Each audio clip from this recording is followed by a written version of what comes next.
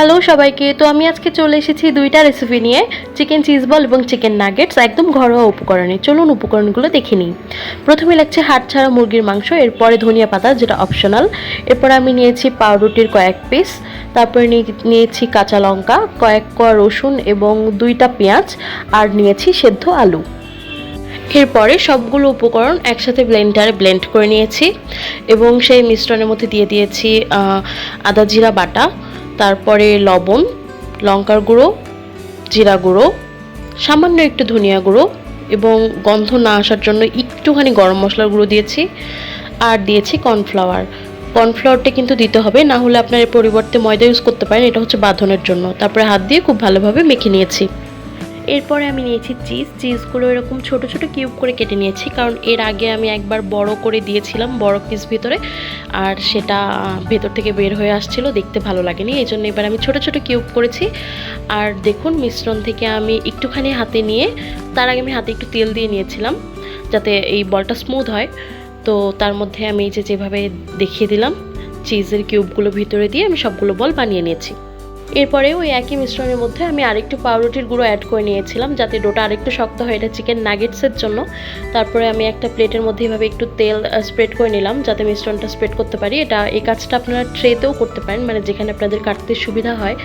ঠিক এভাবে আমি যেভাবে হাত দিয়ে চেপে চেপে, মানে খুব বেশি চাপা যাবে না, কিন্তু যেরকম থিকনেস আপনারা রাখতে চান ওভাবে একটু হাত দিয়ে চেপে চেপে স্প্রেড করে নিতে হবে। এরপরে ছুরির সাহায্যে এটাকে চারপাশে এভাবে চারদিক থেকে আমি কেটে একটা স্কোয়ার শেপ দেওয়ার চেষ্টা করছি।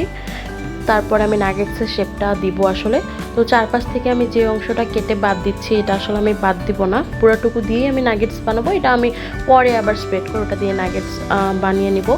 তো দেখুন, এভাবে একটা স্কোয়ার শেপ দিয়ে তারপরে ছুরির সাহায্যে আমি কিভাবে কেটে নিচ্ছি। নাগেটসের যে শেপ যেরকম হয় আর কি, যার যেরকম ইচ্ছা, আর এইটাই দেখতে বেশি ভাল লাগে, আমি সেজন্য এইভাবে কেটে নিচ্ছি। আর একটা কথা, আমি কিন্তু কোথাও বলিনি এটা রেস্টুরেন্টের রেসিপি, এটা একদম ঘরোয়া কিছু উপকরণ দিয়ে বানানো নিজের মতো।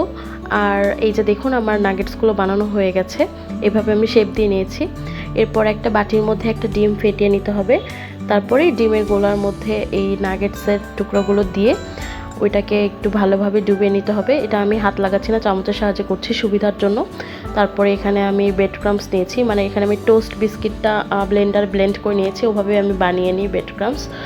তো এটা বানানোর পরে এখানে ব্রেড ক্রাম্পস আমি একটু গড়িয়ে নিচ্ছি। তো সবগুলো নাগেটস আমি যেগুলো বানিয়েছিলাম সবগুলো এভাবে ডিমের গোলায় দিয়ে তারপরে ব্রেড ক্রাম্পসে গড়িয়ে ঠিক এই অবস্থায় আপনারা ডিপ ফ্রিজে সংরক্ষণ করতে পারেন, একটা জিপলক ব্যাগে অথবা এয়ারটাইট বক্সে।